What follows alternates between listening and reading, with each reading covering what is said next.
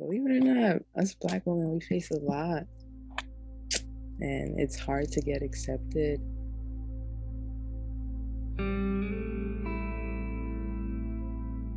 Hi, my name is Sandy Joseph. I am a Black Haitian queen. My name is Samantha. I identify as Black. The only stereotype that immediately jumps out for me is probably the angry Black woman or the mean Black woman. That one was the biggest, I think, in TV and on the media and stuff like that. Because to me, I didn't see as much of the hypersexualization of Black women on outside of Black films and Black TV. You know what I mean? But mainstream, I really only saw angry Black woman or the mom, the Black woman as the mom. I never really noticed it growing up, and I think until I got into my adulthood, that's when I started noticing stuff like that when it comes to Black women. There's a lot of, if we speak up, we're too loud. Now we become this mad Black woman. So I've noticed that kind of stereotype, and I've noticed when it comes to how we dress and how we, style ourselves and stuff like that.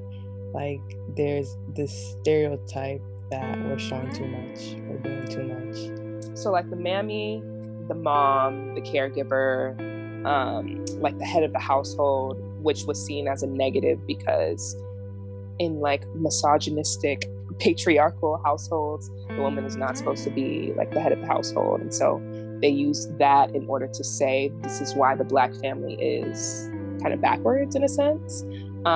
Or it was the hypersexualized female, so the Jezebel.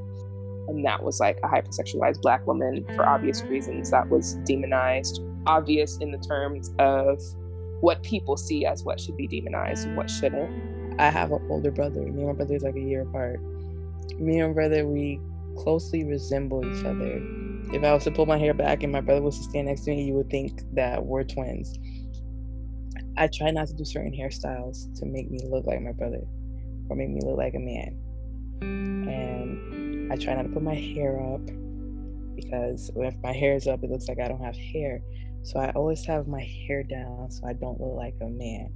Because all my life, guys have confused me. People have confused me for a guy, and they're like, "Sir," I'll turn around. They're like, "Oh, I'm so sorry," and stuff like that. And it's just I'm pretty sure a lot of Black women get that, and I don't know why, but yeah, it sucks. I think for me, I always was kind of the mom of the group. And I don't know if that was necessarily because I put myself in that position and felt most connected to that position, or because other people put me in that position. I couldn't tell you, but definitely felt like I was always the head of a group. Always people would look to me to direct or to lead, but I couldn't tell you the reasons behind that. I don't know if that had direct correlation to what we were seeing. Probably, I wouldn't doubt that it had a direct correlation to what we were seeing in the media or on TV, because it always does. At least it feels like it always does. To top on the Serena Williams one, it was a big thing. The cartoon they made of her looking like this angry, ugly thing just because she, was calling out a coach or whatever you call that in tennis, was calling out somebody and was being vocal and felt like she was done wrong, and she was trying to let them know that, and it became this angry Black woman type of thing. So, and then to top on the Michelle Obama, when she became first lady, her whole 8 years they called her, monkey, stuff like that she's a man. My dad used to joke about it all the time, that he was gonna do the brown paper bag test on me and my sister. But essentially it was used to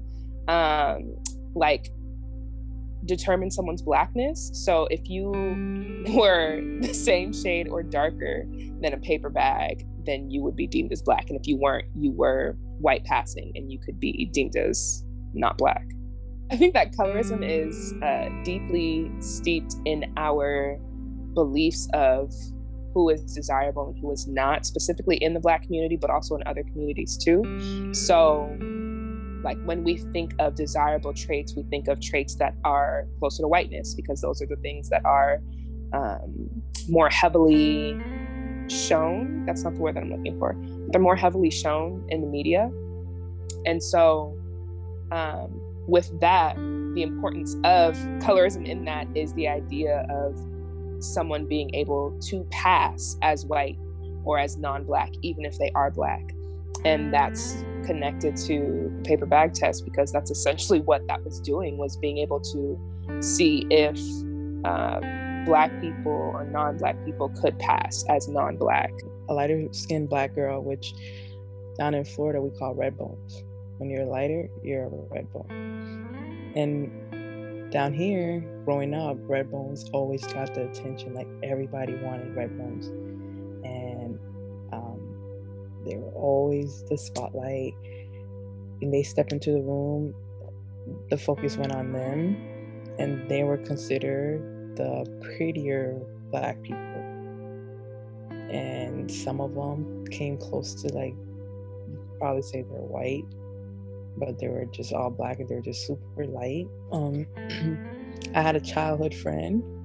She was a light skin, and they always called her red bone, red bone. When we would walk together, the focus would be on her, and no matter how I dress, it would be on her, and it would be like, oh, there go red, she pretty, she bad, and stuff like that. And like I would never get that attention, and it made me feel that way. Like, damn, like I like in my head I was like, I wish I was a little lighter, a little light skin and stuff like that.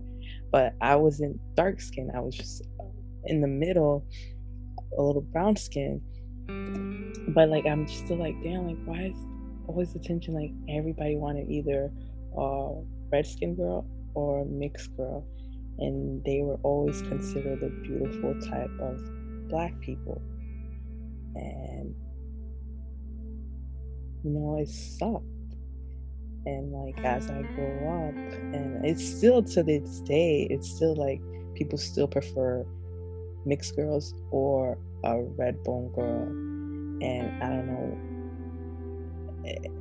don't know, it's just like that topic is just a topic on its own that's really difficult for somebody darker skin to talk about and stuff like that. And yeah, I hated it. I just grew up with you think that you're not pretty enough because you weren't light skinned, and then you start in a way envying your light skinned friends because they took all the attention and everybody wanted them, and you're just like, what's wrong with me?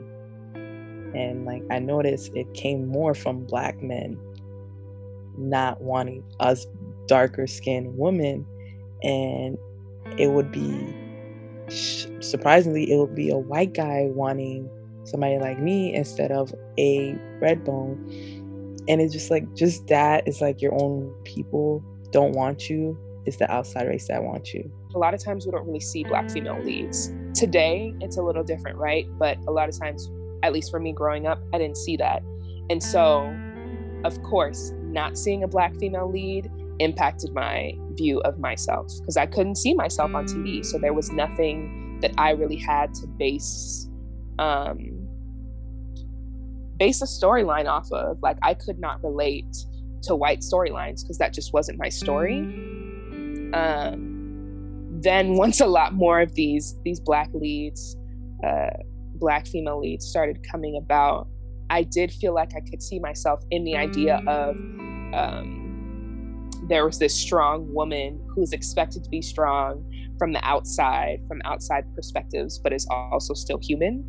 And that's especially what I get from Shonda Rhimes. Like she's trying to humanize Black women, which is something that I appreciate. But I definitely think that because of the portrayal of Black women in TV and in film, there is an expectation for Black women to be strong, regardless of what's happening to them or around them. And that can be a little dangerous and a little bit difficult to navigate as far as with my own identity and trying to humanize myself. They're giving a visual of the light skins, How about the dark skins, the brown skins? We don't see that in Hollywood. That's not Black people are not only light skinned. There is a lot to Black people. There's a lot of tone of Black people, and Hollywood doesn't show that. And it's really not helping because, again, I feel like Black women, the darker ones, we get the stereotype of being ugly, being monkeys, more than the light-skinned Black women. They get, oh, okay, you're pretty for a Black woman, or this is the type of Black woman I want. And the mixed girls, I want a mixed girl, and stuff like that. And it's not, it's not the lady's fault. It's just society. My number one desire for the portrayal of Black women in TV and film is to see a Black woman who doesn't necessarily have to be Black. And what I mean by that is, anytime we see a Black character, a Black lead, specifically a woman, her storyline always ends up being a Black one. It always has to be a Black story. I think what would be really interesting is to start to see Black women in lead roles where it's not about her being Black, it's just about her being the role that she's in. Because I think it's very clear from appearance, we know that she's Black. We know that her story is a Black woman because she is Black. But in allowing us to talk about things outside of Blackness, we can see Black women outside of the stereotypes that we believe to be true about them. We need more TV shows. We need more movies showing the dark skin, afro, braids, all this beautiful style us Black girls get. Like, we need more TV. We need more movies showing that. I don't care that a white person is uncomfortable with the way I look. I'm not uncomfortable with the way you look. Why should you be uncomfortable with the way I look? I think that because stereotypes are so believed that people can make them true about you even if they're not. And so I think until we start to see something different, we're not going to believe something different. And I don't think that Black people, and Black women specifically, will be able to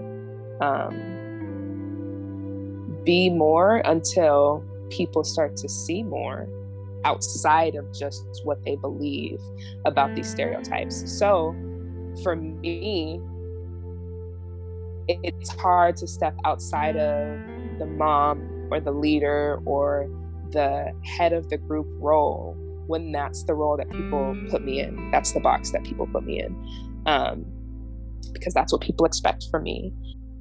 The little girl in me would want to let people know that I am beautiful. I don't look like a boy just because my skin is a little darker than yours. And I have a little fro. I'm not aggressive when I'm trying to make my point. I'm not loud when trying to talk to you, when I feel disrespected. I'm not attacking you when I'm talking to you where you did me wrong. I'm not this angry Black woman that you think I am when you disrespected me. I'm talking the same way you're talking to me. I would say you made it hard for me to love myself as I grew up because I didn't see myself as I grew up. And people would say, this is pretty, that's pretty, and then I'm not okay for a dark-skinned girl. I'm not pretty for a dark-skinned girl. I'm pretty for a girl. I'm beautiful. I'm a beautiful woman.